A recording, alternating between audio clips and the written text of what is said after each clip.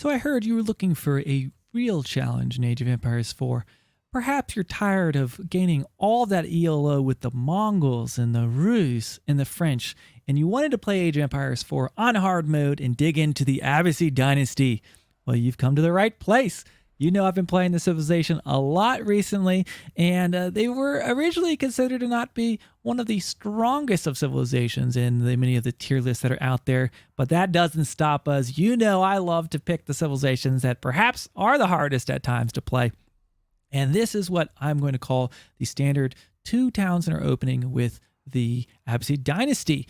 The reason why this is a popular strategy is the civilization has a bonus if you go up with the economic wing, which you should always age up with to the second age. You get fresh foodstuffs, cost 125 gold and 50 food, and it makes it so your villagers only cost 25 food. Now pair that with 2 town centers, that's 50 food for 2 villagers. You can't beat that market rate, and you can use that to do many other things from there. So let's show you how I get the job done. We're playing up against our intermediate opponent, the HRE. Let's go. I always put my beginning villagers onto the sheep. Now, this civilization obviously has a berry bonus, just like the Delhi Sultanate, but I'm not going to waste time walking there. Now, I do see some players like to build their house of wisdom right away, which is something you can do. You can put your house. I see different variations, honestly, from many pros. You know, I cast a lot of pro games, and I don't think it really matters a ton. Just a matter of that you get your food, you get your gold, and you get these buildings down. I would say err on, get that house of wisdom down earlier than you think, because you're going to forget about it. Because from other civilizations, you don't have to build that, and then it's time to age, and it's like, oh crap. Okay, so I have 7 villagers here on food. All of my new ones are going to go to gold. There we go. Now, one unique thing about the civilization is you can unlock golden age tiers as you connect buildings to the network. So you can see that here. 10 buildings get you tier 1, tier 2, etc. Increases your gathering rates. So for that reason, you'll see villagers, you'll see people actually leapfrog their buildings together. So I could have actually built this house right here if I wanted to, but honestly, that's going to come later. I can throw a barracks here and it'll connect it. It'll be fine. But you want to basically make sure you build your base in a way that you're going to connect 10 buildings over time. So I've got 7 on food and 2 on gold. I'll put a 3rd on gold right now. We're trying to get towards that age up amount, which is going to be 400 food and 200 gold. There you can see that right there. We'll be going up with the economic wing. Now, the Abbasid are a unique civilization that they age up with this building, and then it unlocks the different technologies from left to right. This is economic wing. Then we have military, culture, and trade wing. You can see the different things that will be available. Go into a skirmish and check them out for yourself. I also do have some videos. I think I go all the way back to the beta where I go through each one of these techs. Okay, I've got 4 on gold. I think that's enough on gold. I'm going to put some more back on food now. So we want to try to hit to that 400 food and 200 gold at just about the same time if you can. It's not a big deal. Obviously, I'm talking a little bit here, so I perhaps could have put 1 villager on food earlier, but this is going to end up being pretty good, to be honest. Okay, we just hit that 200 gold. Now, is that okay to keep those guys on gold? Because you actually want to get 125 gold in order to get fresh foodstuffs. So that's a tech that's going to allow you to get those cheaper villagers. So there we go. I had just hit the amount I needed to age up. Let's drop them off. There we go. I'm going up with the economic wing. Now, with these food villagers, I'm going to pull them off and build my lumber camp. You see how, by the way, while all this has been going on, I've been scouting, grabbing sheep, bringing them back. I want to be trying to eat the sheep.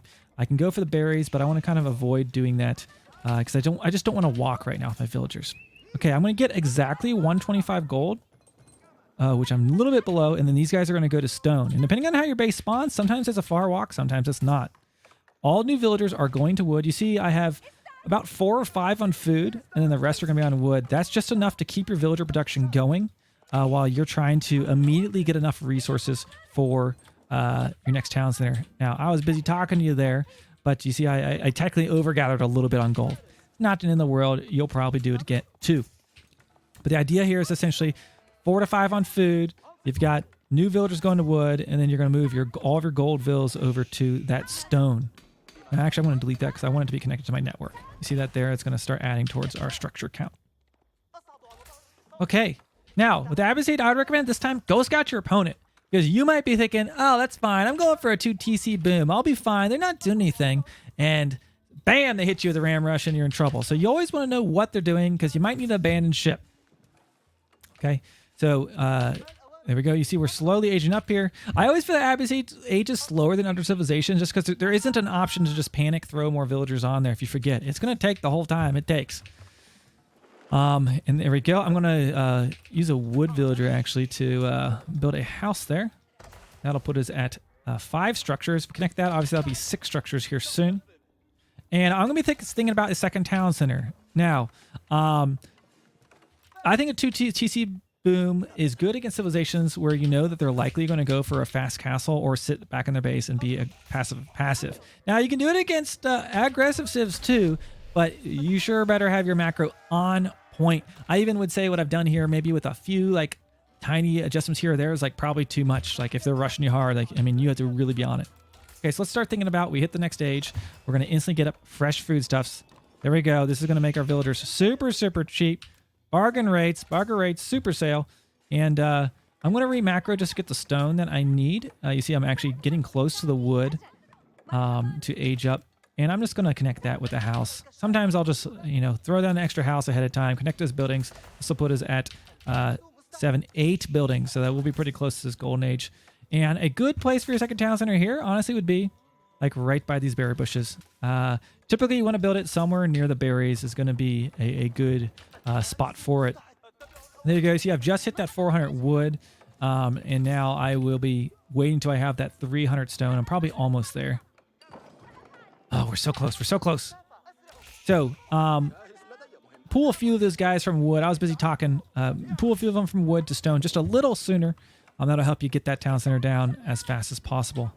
Okay, there we go. We've got the stone we need. I'm going to go ahead and build this town center. I'm going to put it right here. Keep it on the network. It counts as a building. I also am going to throw a mill next to it because this will make it so these berries have a 500 food instead of just the 250.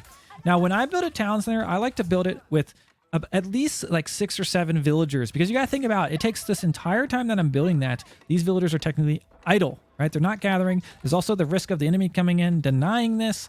And the faster you get this built, the faster you get your cheaper villagers. Look at this right now, 25 apiece.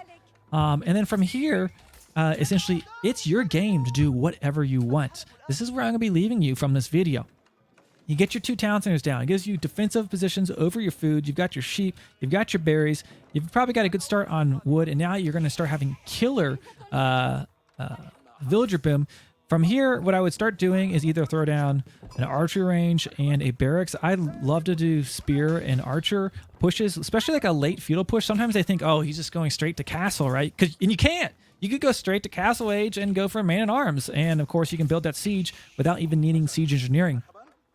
But essentially from here, this is where it's, choose your own adventure, right? If they're rushing you hard, maybe you need a tower. Maybe you need archers. Perhaps you want to save up for cavalry. It's going to depend on your opponent, their civilization, and what they're doing. So scout them early, scout them often, and it's going to make your day easier. But to recap, this is the 2 town center build. What you do, first age, get 7 villagers on food, get 3 to 4 on gold, then get additional on the food. And you can adjust that micro as you need to get that res you need to age up. Go up with the economic wing. Make sure you gather that extra 125 gold and try not to overgather like I have here.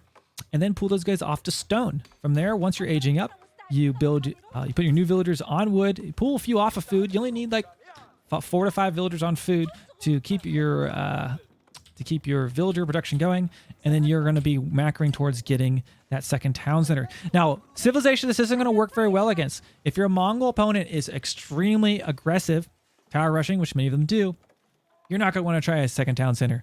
If they're doing any type of like super cheesy rush on you, it might be too hard to pull off. Now, it could be a huge reward if you're able to do it, so you're going to want to practice this. But just things to know, don't try to blindly do this build against every opponent. It's not going to work out for you. Keep your 2 town centers on a hotkey, and that'll help you so you can keep those villagers in queue. These are 50 food for 2 villagers. Can't beat that market rate. Anyways, Hope this is a helpful video for you getting started with the Abbasid Dynasty.